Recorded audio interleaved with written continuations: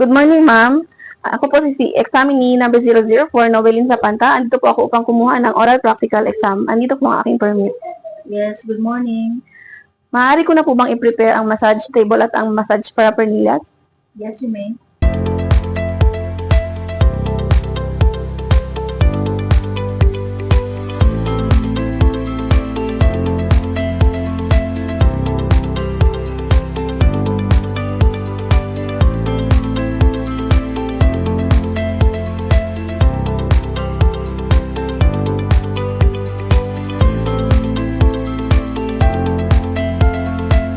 Ma'am, na-prepare ko na po ang massage table at ang massage paraphernalia. Maaari ko na po bang papasukin ng aking client? Yes, you may. Ma'am, maaari na po kayong pumasok? Ma'am, umupo po muna kayo. Pakifill up po nitong form.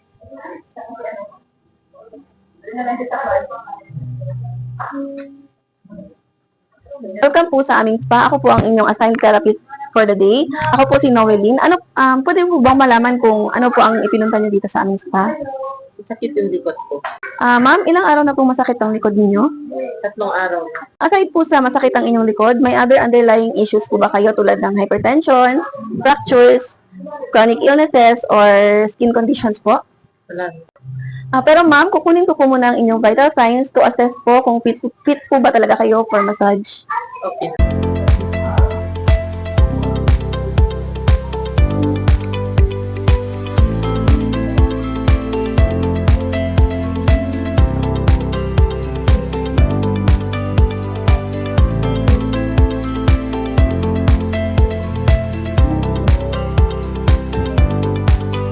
Ma'am, according to your vitals, which are all on normal level, you are therefore fit for massage. Dumapa na po kayo.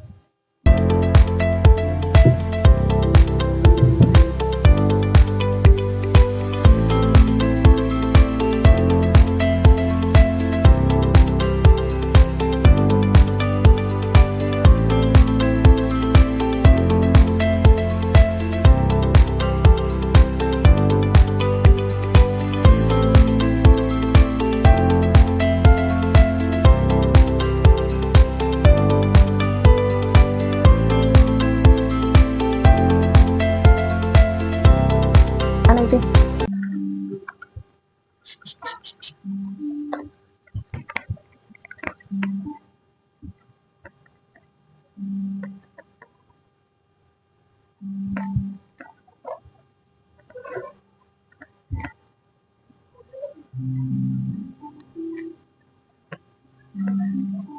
There are 5 basic strokes of massage. These are the effleurage, pétrissage, friction, tapotement, and vibration. First basic stroke is effleurage. Effleurage came from the French word effleur, which means to glide or stroke. It is a repeated unbroken gliding movement following the contour of the body using palm, knuckle, forearm,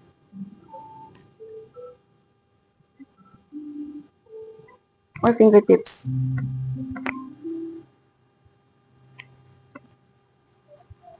Rationale, it is used to introduce touch for applying lubricants and in each preferred transition strokes. Benefits, reduces stress, improves circulation, and prepares the body for deeper massage techniques. The first variation is one-handed, which has 3 sub-variations called the raking,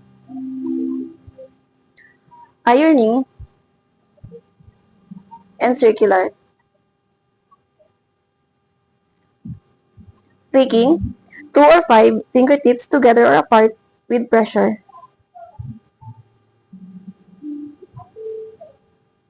Ironing, dip using palm, knuckle, or forearm.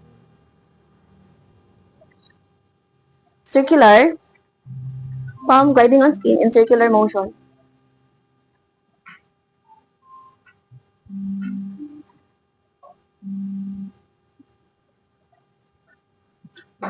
The second variation is two-handed. Using both hands, gliding on skin simultaneously, it has 2 sub-variations called the heart shape and the circular. Heart shape, long deep strokes using both hands in heart shape motion.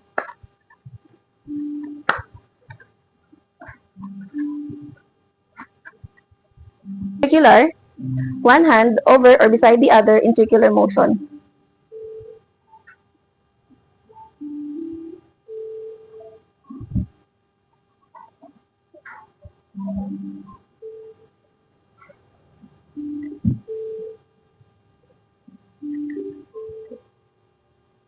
The third variation is alternate hand, which has two sub-variations called the raking and the circular. Raking, same as one-handed raking, but using both hands alternately.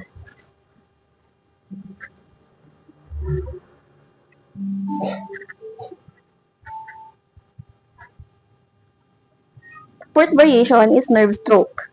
Feather light finger tracing from superior to inferior.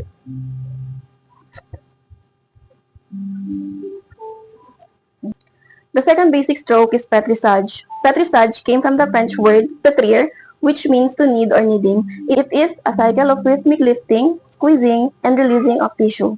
Rationale, the hand is in C formation while performing the stroke.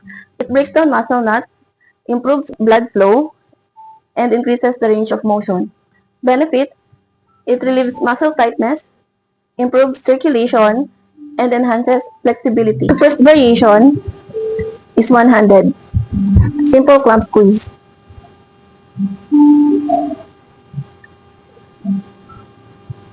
Second variation is two-handed, which has two sub-variations called the praying hands and the ocean waves. Praying hands, fingers interlaced, palm squeezing upward.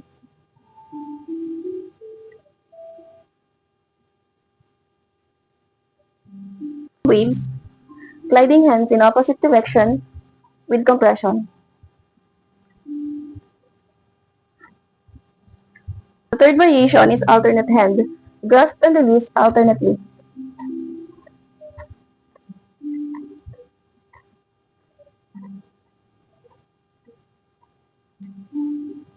Variation is pulling, palm or thumb pressure separating while moving forward.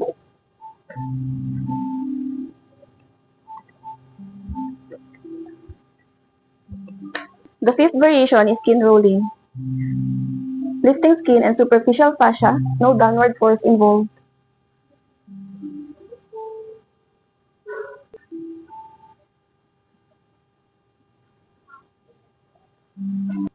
The third basic stroke is friction.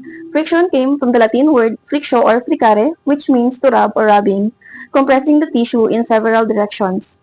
Sliding hands, open palms, knuckle, fingertips, back and forth, over the skin or deeper tissue layers, usually dry or without oil, often used on areas that lack muscle bulk, such as ligaments or tendons. The first variation is superficial warming, also known as heat rub.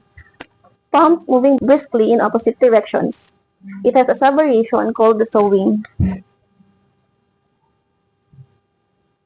Using the ulnar edge of your hand, glide along the scapula.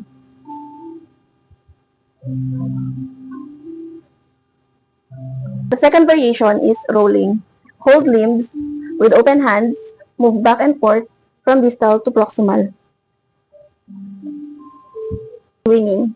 Grasp firmly while twisting in opposite directions. The fourth variation is crossed fiber. Fingers movement perpendicular to muscle fibers with moderate to heavy pressure. The fifth variation is chucking. Same direction as muscle, tendon, and ligamentous fibers. Finger or thumb move back and forth.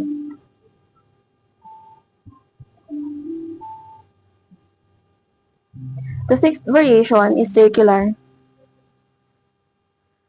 Small circular movement that glides superficial tissue over underlying tissue using fingers or palms.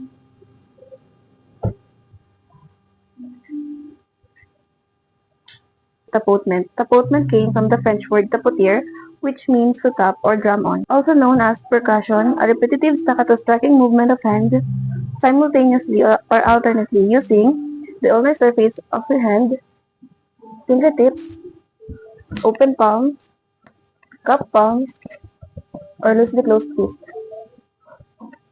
Rationale may be applied directly on skin or through the drape, while avoiding heavy strokes over the kidneys.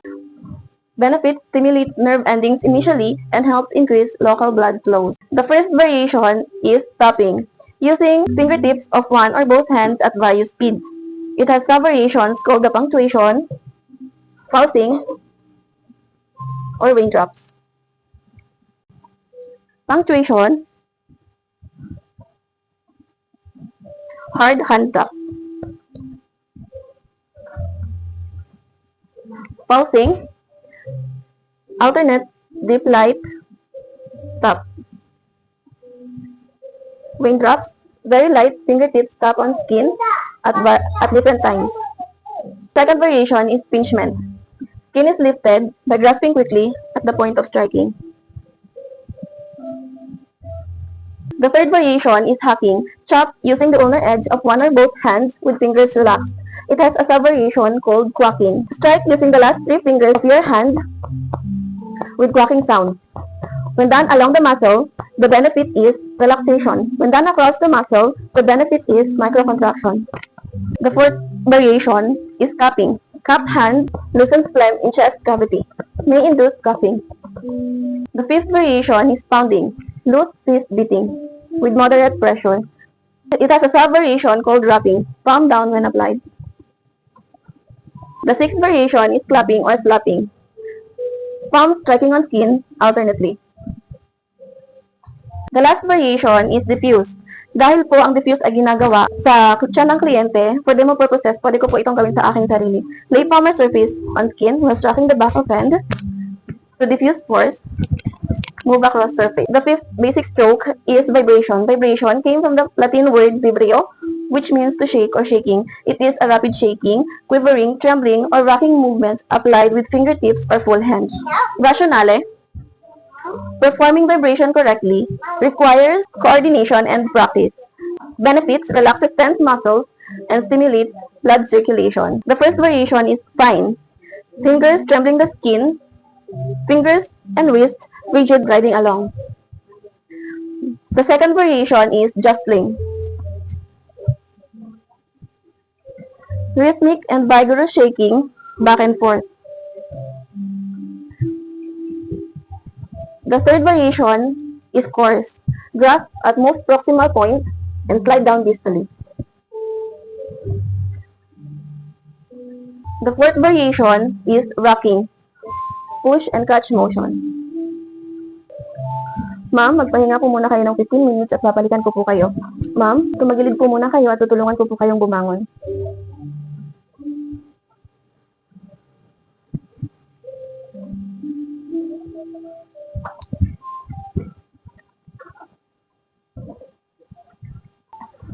Ma'am, kamusta po yung masahe? Okay lang. Tama lang yung massage. Nakaka-relax. Ma'am, isasuggest ko lang po na ipagpatuloy niyo lang po yung pag-aalaga sa inyong katawan, uminom ng tubig, mag-ehersisyo, magpa-massage po kayo regularly. Siguro po 2 times a week. Okay. Ma'am, pwede niyo po bang i-recommend ang aming spa? Sure. Thank you po ma'am sa pagbisita sa aming spa. I-assist ko na po kayo palabas. Welcome.